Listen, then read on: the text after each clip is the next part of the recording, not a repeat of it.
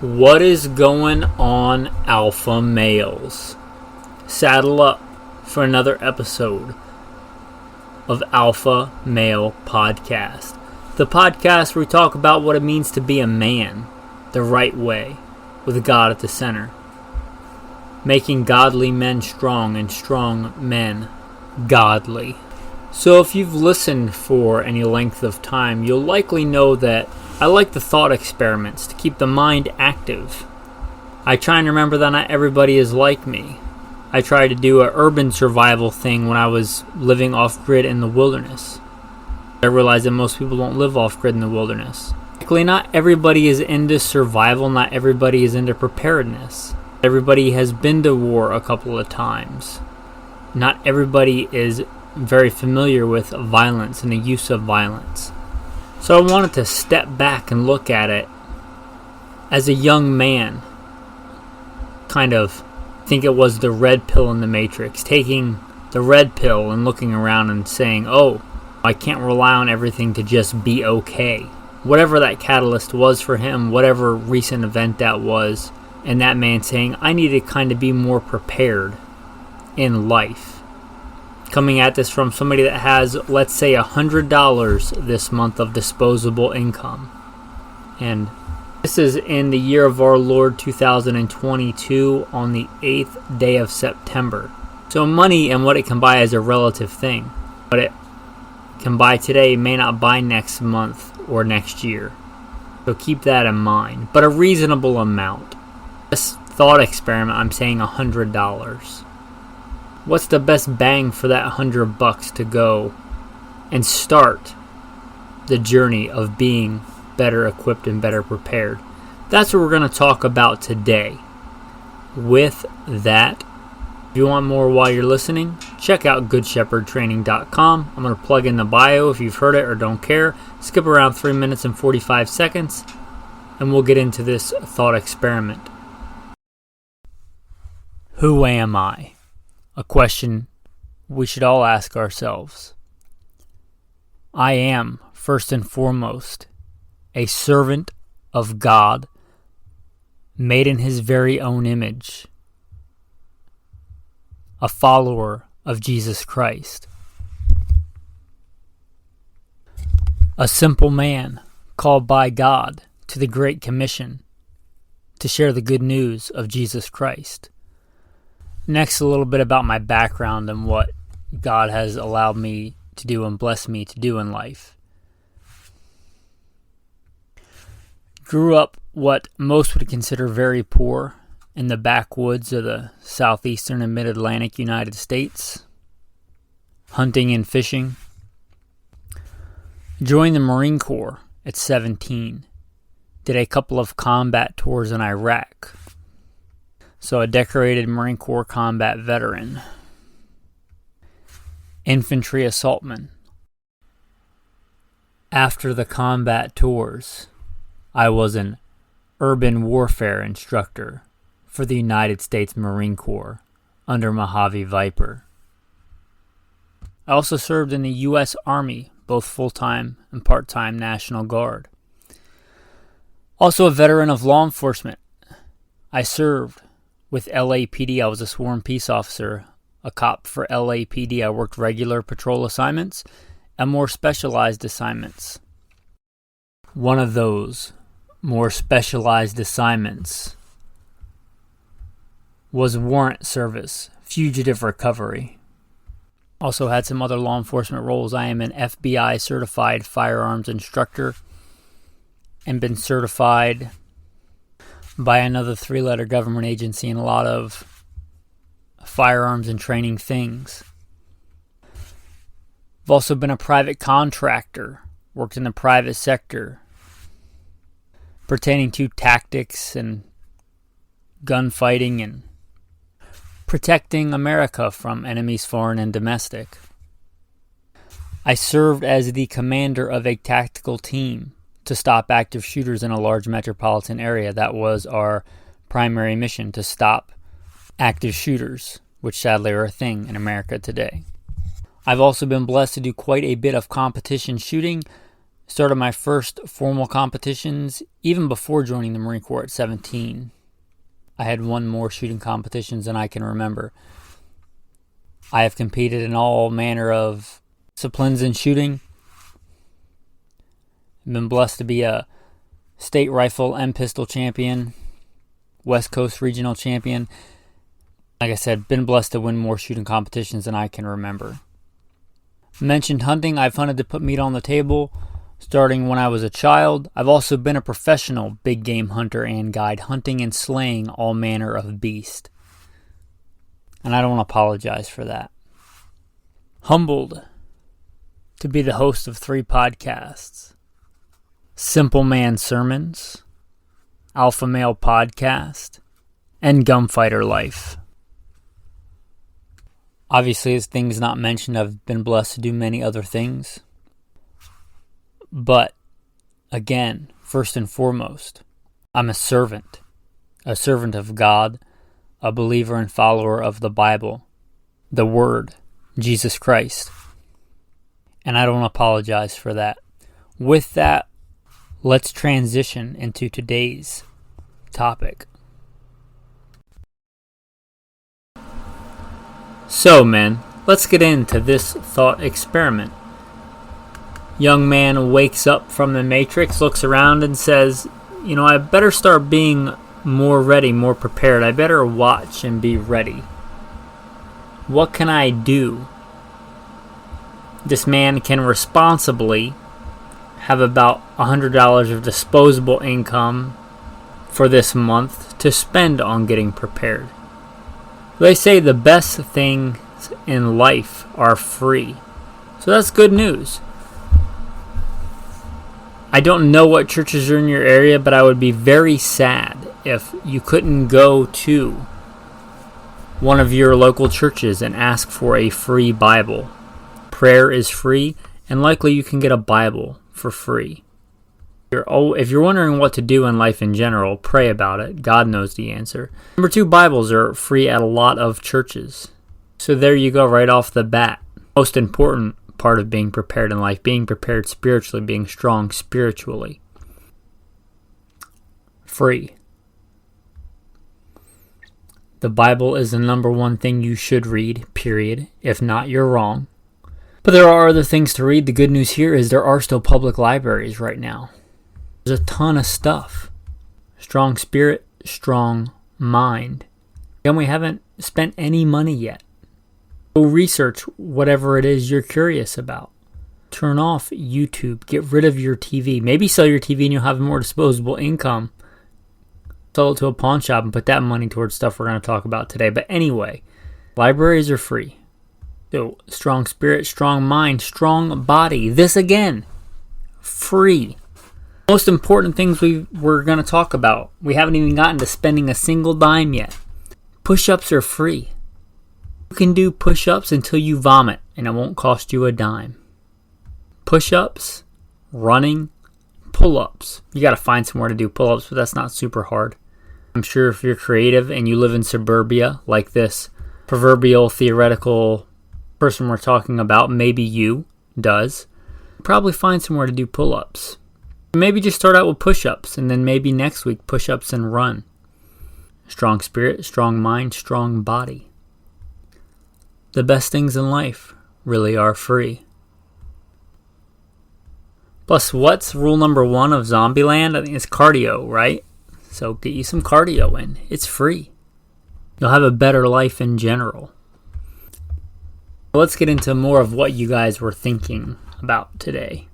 Let's imagine somebody, if this is likely not you if you're listening to the Alpha Male podcast, maybe it is. Maybe you found it and you've had no real alpha male influences in your life and that's not your fault.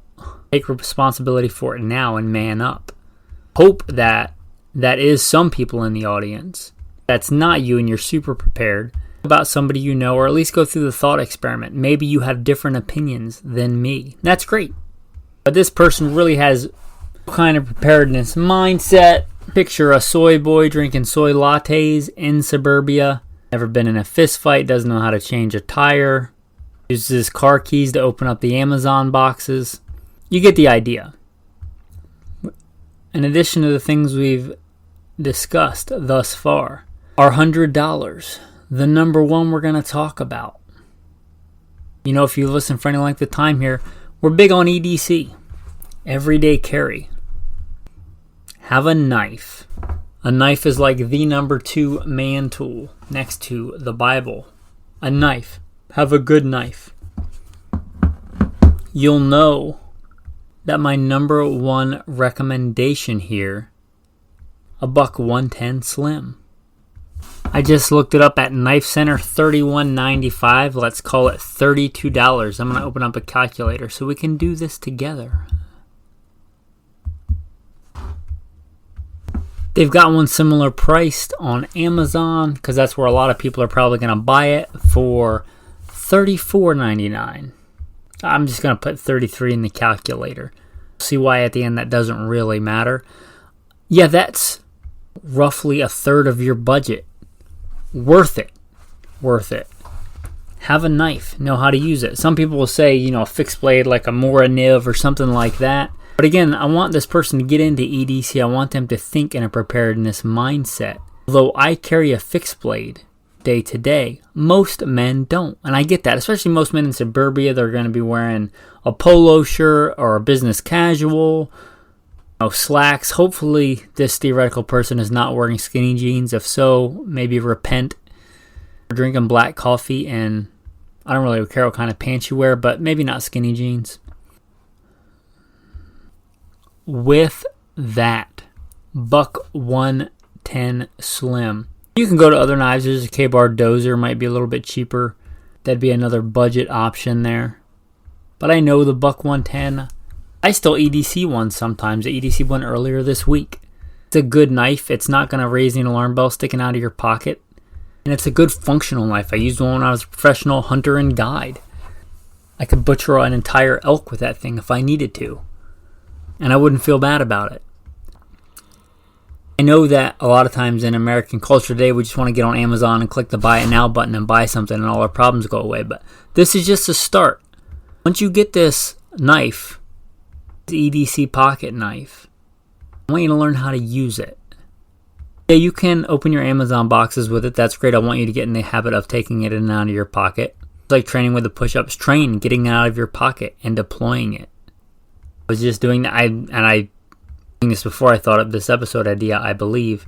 Maybe after. Anyway, I don't know. Last night I was practicing, and I not only practiced my dry fire concealed carry handgun drills, I practiced some knife fighting as well. With my EDC knife. You should practice once you get this knife, getting it out quickly. Start there. This is a start. Start just getting the knife out quickly. Getting the blade oriented the right way. Next, what young man doesn't like playing with sticks? Go out and find a stick. Break one off, find a fallen dead tree, whatever. Find a stick. Even in suburbia, you can find a stick. Learn how to sharpen that stick. Get comfortable with that knife. Sharpened sticks come in handy for lots of things. Making your own tent stakes. I got stuck out in the wilderness not long ago and made my own tent stakes. Didn't take very long. Handy for that. Sharpening a stick to make a spear, hardening it with fire. But, first you got to learn how to sharpen a stick. Just learn how to grab that knife, how to hold the knife, cut away from you. Start there. You'll learn other stuff along the way. This is a beginner's guide, but just get the knife. Carry the knife, learn how to use the knife, be familiar with the knife. Again, this is your first month. That buck 110 should stay plenty sharp enough. Maybe next month, disposable income. Get a way to sharpen it. But there's lots of cheap ways to sharpen a knife. An old ceramic bowl, a natural stone if you know what you're looking for. But anyway, the knife. The next thing, 550 cord. I just saw some of this at Harbor Freight the other day. I walked in and out of there without buying anything. It's just been a long time since I've been in the city. Walked in and out of there, and I did see paracord, and if I remember correctly, by the testimony of 2 or 3 witnesses, the matter is established, but I believe it was under $5. So look for some at Walmart, at wherever, but 550 cord. Probably not the place to get this Amazon because they got to ship it and everything else. But let's say $5 for 550 cord. So we're up to $38. That 550 cord, it stands if you're new to the preparedness tactical world. 550 cord is what all the cool kids use to tie their shoelaces, their bootlaces. It's way more tacticaler to lace your boots up with 550 cord. It's good for lots of things, seriously. It is good for a number of tasks. It holds 550 pounds, theoretically. That's what the 550 stands for. If it's true, legit 550 cord. There's stuff you're getting at Walmart or Tractor Supply, may or may not be, but it's still really strong cordage. Anyway, often referred to as parachute cord. Again, don't just get it and whatever. Get it and then get some skills with it, just like the knife. Learn a couple of basic knots. I've really frustrated my wife teaching her the bowline knot. But the bowline knot is one you should know. Don't just think you can tie a pretzel knot in everything. If you need a really strong knot, you just tie 3 pretzel knots. That's not how that works. Get it. Learn how to tie a bowline knot. Learn how to tie a hitch. There's 2 real simple. A bowline and a hitch I use all the time. The other one I probably use the most is a Rapala knot. But let's say for beginners, stick with a hitch and a bowline. Learn how to tie those 2 knots. The way you can do that, again, up your EDC. You already have a buck 110 slim. Cut a section of that off. Maybe 2 sections, actually. One that's a couple of inches long and one that's maybe a couple feet long. Start carrying that in one of your pockets. You already have 550 cord and a buck 110 slim. You can do a lot with that. But practice your knots. When you have a free minute, when you're in the bathroom, whatever, instead of getting on Instagram or whatever, practice some knots. Practice that bowl until you can tie it a couple of different ways, till you can tie it with your eyes closed, till you can picture tying it in your mind. I know how to tie a lot of knots. I couldn't guess the amounts of dozens of knots that I can tie. There's a couple that are go-to knots that I ought to be able to tie in emergency when I'm low on blood, when I'm stressed out, when I haven't slept, whatever. And the bowline is one of those. The bowline, the hitch knot, learn how to tie those quickly. And you'll do that by repetition. Again, get off the social media so much and start practicing your knot tying ability. And have the 550 cord in your pocket. So what are we up to? $38. Now, I thought about going another route here because most men have a backpack. But maybe this guy doesn't have a backpack, so I'm not going to cheat. Get a backpack. I looked on Amazon, and there's a whole category of backpacks under $25, like tons of listings. Some for way less than that, $12. But let's say $20. And a good life hack, go to Goodwill if you want to find one. You're not too good for Goodwill. But let's call it $20. So we're up to $58. The rest of that 550 cord, throw it in your backpack. Probably got a bunch left over other than what's in your pockets. Throw a pair of your spare socks or your mix match socks that are still, the same kind but maybe a different color that are odds and ends. I will say that probably this guy and most other guys will have that, a spare pair of socks. Throw those in there. Got a tactical bug out bag with a bunch of guns and ammo and you don't have a spare pair of socks in there, you're probably doing it wrong.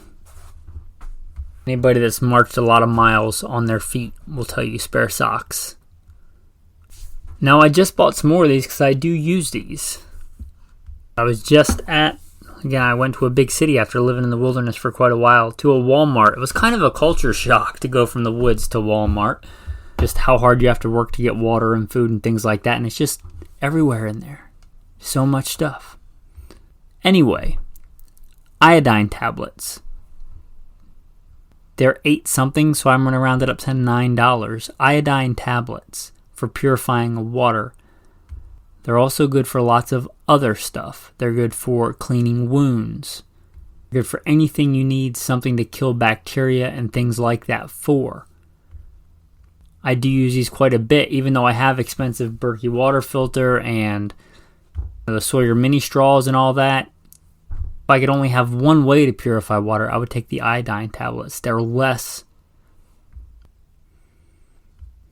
Let's just say they're probably the easiest way to make sure your water is clean, unless there's some kind of crazy thing in there that's a chemical like arsenic or something. But any kind of biological contaminant, generally iodine does well. for most of your water sources.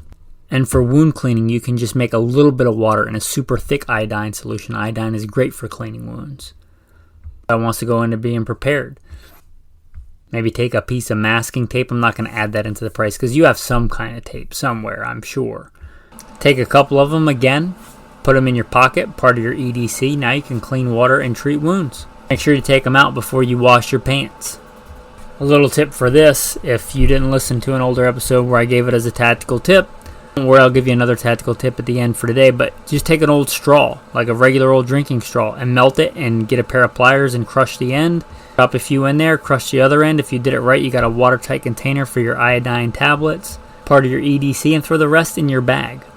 Something that goes along with this. One of my go-to things that I use all the time is a metal cup, like a metal camping cup. I use that all the time in the city and the country. They are awesome. I use them for all kinds of things. For cooking, for coffee, for shaving. Yeah, and I'll use the same one for all those things. I just wash it. For boiling water. I just looked one up at Walmart because you're there getting the iodine tablets anyway, right? $5.74. Add another $9, another $6. And I think if I did my math right, we're up to $77. That canteen cup, when you're not using it, drink your black coffee because you're saving money, you're not getting the soy lattes anymore. $77. I like that number. You're going to keep your metal canteen. Actually, it's not a canteen cup, it's just a stainless steel metal cup. But they're super useful. You're going to keep that in that little bag you have that stays in your car or whatever, with your paracord and the rest of your iodine tablets. You got a lot going on there now. Now, Dollar Tree, Walmart, I'm going to assume that you can get just a regular old lighter. Maybe you can get more than one for $2. So you're talking $79. Just a regular lighter. Well, you don't need that. You can go in the woods and make fire with 2 sticks. You got a knife. Yeah, you could do that, but this person, you're talking about advanced stuff here. We're talking about the basics. Even if you can make a fire out of sticks, lighters are really nice to have. You're up to $79. Again, the skills. You have this cup now. You can go out in the woods. You can find a water source. You can put your iodine tablets in it. You should be able somewhere in the suburbs to get out and scavenge some natural material. Have your lighter. Again, it's not just about stuff. It's about skill. You may or may not need your knife, but learn how, which you should be carrying in your pocket anyway because you're in the EDC world now, right? Go out and try and start a fire. Somebody that built fire their whole life, you're like, everybody knows how to make a fire, but everybody doesn't know how to make a fire, just like everybody doesn't know how to change a tire. We all started somewhere. None of us popped out of our mother's womb knowing how to make a fire, right? So don't judge. Judge not, lest ye be judged. Alpha males are not about putting other men down. They're about helping other men be stronger, which hopefully this podcast helps with, and hopefully more specifically this episode helps with. But if you don't know how to make a fire, you got to start. Gather tinder, stuff that's easy to burn. Okay to use man-made stuff at first, pieces of paper, whatever. Probably have a bunch left over if you ordered some of this stuff on Amazon, or the packaging it came in. Find some natural tinder, some dry moss, whatever. Talked about those knife skills. Maybe it's time to learn how to make some wood shavings. Anyway, get some nice dry tinder to learn how to start a fire just with your lighter and keep it going. Get a little bit out of the suburbs, make yourself a nice fire, put some water in it, in that cup, learn how to boil it. Now you got 2 ways to purify water. And you get to sit around by a fire, turn your phone off, put it on airplane mode, or just leave it somewhere. Just be a man sitting by a fire with his knife. Anyway, talking about being prepared, the rest of that, it didn't really matter if it was $1 or $2 difference, because the rest of that, maybe the ultimate budget survival food, go buy some ramen noodles. I don't know what ramen noodles cost now. I don't generally eat ramen noodles, but there was a time in my life when I ate a lot of ramen noodles. Ramen noodles are cheap. Whatever inflation goes to, comparatively to other foods, they'll probably be cheap. Buy you probably enough for a couple of cases of ramen noodles. You can't live on ramen noodles. I guess you could. I heard a story of a girl that lived on nothing but ramen noodles for years. But anyway, you've already got something to cook them in, right? You've got that metal cup. You can easily make ramen noodles in that metal cup. Again, practice making a fire. Maybe next time you go out, you bring your cup, you find some water, you boil it, you throw some ramen noodles in it. Now you're cooking, literally. You take a bunch of the ramen noodles, you put them in your pack. You take the rest and you put them in that backpack that you got, your starting to be bug out bag. And I should mention, maybe make that lighter part of your EDC. If not, at least put it in your bag so you can have a grab and go kit. With your paracord and your ramen noodles and your metal cup. Whatever you spend on the ramen noodles, you got a little bit left over, you want to get uptown high class, get a couple of packets or cans of tuna fish. No, you don't need a can opener to open cans. You don't even need your knife. I know you can open them with a knife, but I don't like doing that to my knives unless I had to. I live in suburbia, there's probably concrete. Real easy way to open a can. You turn it upside down and you rub it on concrete and you turn it back over and pull the lid off. It's not that hard. Consider that another tactical tip for the day. Anyway, go a little bit outside the suburbs. You already know how to make a fire. Now you make a better one. Make yourself some ramen noodles in your canteen cup. You throw your tuna in there. Leave the water in if you want it soupy. Drain the water out if you want like a plate of ramen noodles and some tuna fish. You're a little bit more self-reliant, a little bit more self-sufficient. You've made a fire. You sit by the fire, reading that free Bible that you got. Maybe take a break, practice your knot tying, practice carving something with a knife. It's a good day. It's a good day. Anyway, I think that'll conclude the thought experiment for waking up and wanting to be more self-sufficient, self-reliant, better prepared as a man. Starting from never really being in that realm and in that world. The tactical tip of the day, we mentioned your tactical tuna tip, or really any canned food. Mentioned a few handy things today. For all the gun guys that have been listening till the end, honestly because I was doing this earlier today, and if I wait I might forget it by the next time I do a podcast. Hopefully by God's grace tomorrow. But I was just cleaning one of my go-to bolt action rifles, and I don't know when the next time I'm going to shoot it is. So for storing on an empty chamber or a snap cap still pointing in a safe direction, if you're going to store a bolt gun for a long time, to relieve the tension on that firing pin spring, when you go to let the bolt gently down, have your trigger depressed, and that should have that firing pin in the uncocked versus the cocked position, which will give less stress on the... Anyway, as you're lowering the bolt down, have that trigger depressed, and that should relieve the stress on that operating mechanism of the bolt. Anyway, that's your tactical tip of the day for all the tactical guys that are gun guys, with your 550 paracord bootlaces, and your tactical tuna. Maybe there's something you think would supplant one of these items or replace one of these items. Perhaps you think the backpack is a silly purchase and you can just get a handkerchief and make a hobo satchel on a stick and carry it over your shoulder. Whatever your thoughts are, I'd love to hear them. You can contact me at goodshepherdtraining.com. goodshepherdtraining.com. If you already have the basics down and you want to step up, get a little bit more alpha on that metal drinking cup, we actually offer alpha male drinking cups. I like mine. I use it all the time. My wife uses it all the time. It's a metal cup, super useful for a lot of things like we talked about. And it says alpha male on it. So if you're man enough to tote one of those around, they are available. And a bunch of other merchandise on there if you are so inclined. I don't feel like you have to. If you want to contact me, you want to check out more, goodshepherdtraining.com. Which brings us to the tactical verse of the day. Maybe settle in with your metal cup that's got a lot of character from many fires, as I was just drinking out of. Maybe with a cup of warm ramen noodles and tuna fish, as I ate often in Iraq.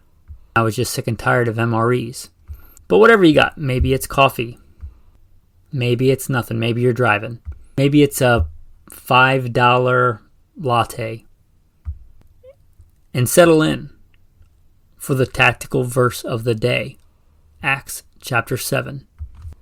Talking about kind of being prepared in a nutshell and where to get started. If you're not familiar with the Bible and the story of the Bible, Acts chapter 7 is a very brief kind of summation of a lot of the important parts of the Bible. Stephen answered, "Brothers and fathers, listen to me. The God of glory appeared to our ancestor Abraham while he was living in Mesopotamia before he had gone to live in Haran, and said to him, 'Leave your family and country and go to the land that I will show you.' And so he left the land of Chaldea and went to live in Haran. After Abraham's wife died, God made him move to this country where you now live. God did not give Abraham any part of it as his own, not even a square foot of ground, but God promised that he would give it to him, and that it would belong to him and his descendants after him. At the time God made this promise, Abraham had no children. This is what God said to him: 'Your descendants will live in a foreign country where they will be slaves and will be badly treated for 400 years. But I will pass judgment on the people they will serve.' God said, 'And afterwards they will come out of that country and will worship me in this place.' Then God gave to Abraham the ceremony of circumcision as a sign of the covenant. So Abraham circumcised Isaac a week after he was born. Isaac circumcised Jacob, and Jacob circumcised the 12 patriarchs. The patriarchs were jealous of Joseph and sold him as a slave in Egypt.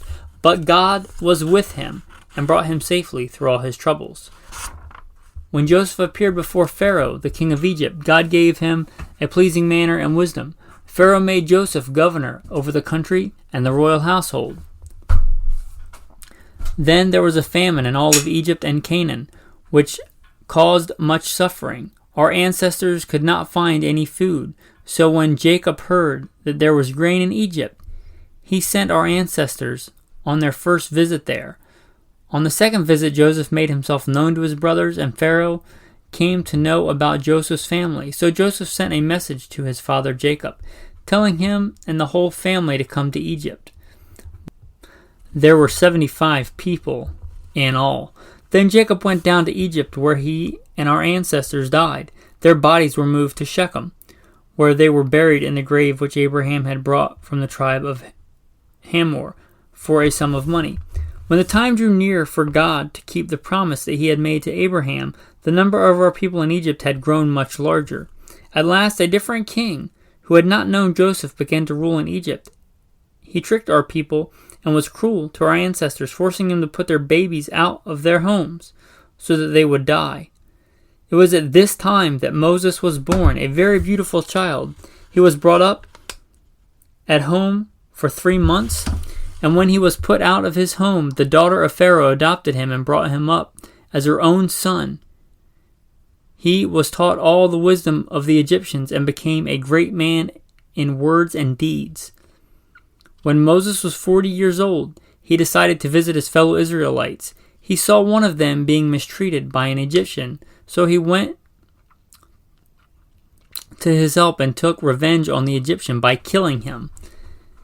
He thought that his own people would understand that God was going to use him to set them free, but they did not understand. The next day he saw 2 Israelites fighting and tried to make peace between them. "Listen, men," he said, "you are brothers. Why do you mistreat each other?" But the one who was mistreating the other pushed Moses aside. "Who made you ruler and judge over us?" he asked. "Do you want to kill me, just as you killed the Egyptian yesterday?" When Moses heard this, he fled from Egypt and started living in the land of Midian, where he had 2 sons. After 40 years had passed, an angel appeared to Moses in the flame of a burning bush in the desert near Mount Sinai. Moses was amazed by what he saw and went near the bush to look at it closely. But he heard the Lord's voice, "I am the God of your ancestors, the God of Abraham, Isaac, and Jacob." Moses trembled with fear and dared not look. And the Lord said to him, "Take your sandals off, for the place where you are standing is holy ground. I have looked and seen the cruel suffering of my people in Egypt. I have heard their groans, and I have come down to save them. Come now, I will send you to Egypt. This is the Moses who was rejected by the people of Israel. Who made you ruler and judge over us, they asked. He is the one who God sent as ruler and savior, with the help of the angel he saw in the burning bush. He led the people out of Egypt, performing miracles and wonders in Egypt and the Red Sea, and in the desert for 40 years. He is the Moses who said to the people of Israel, God will send you a prophet, just as he sent me. He will be one of your own people. He is the one who was with the people of Israel, assembled in the desert. He was there with our ancestors and with the angel who spoke to him on Mount Sinai. He received God's living message to pass on to us. But our ancestors refused to obey him. They pushed him aside and wished that they could go back to Egypt. So they said to Aaron, make us some gods who will go in front of us. We do not know what has happened to that Moses whom brought us out of Egypt. It was then that they made an idol in the shape of a calf and offered sacrifice to it, and had a feast in honor of what they themselves had made. But God turned away from them and gave them over to worship the stars of heaven. As it is written in the book of the prophets, people of Israel, it was not to me that you slaughtered and sacrificed animals for 40 years in the desert. It was the tent of the god of Moloch that you carried, and the image of the star of your god, Rephan. They were idols that you had made to worship. And so I will send you away beyond Babylon. Our ancestors had the tent of God's presence with them in the desert.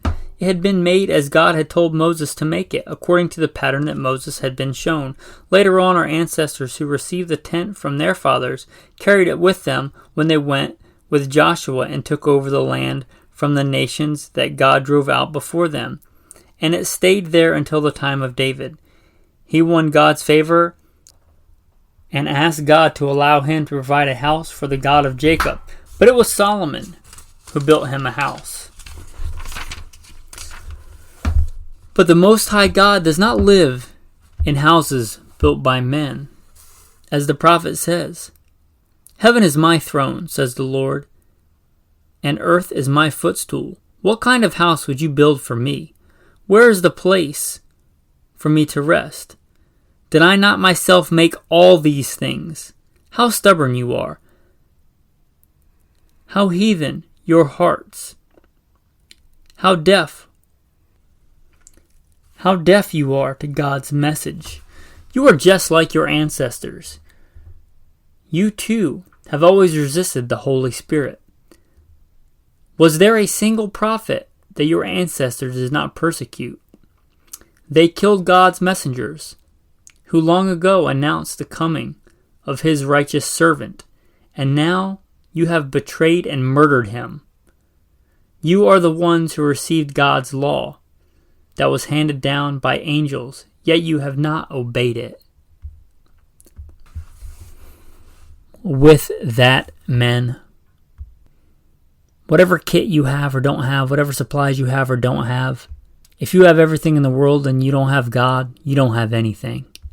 And if you have God, you have all that you need. My God supplies all my needs. If you need something, turn to God. God is always the right answer. With that, men, thanks for listening and have a blessed day.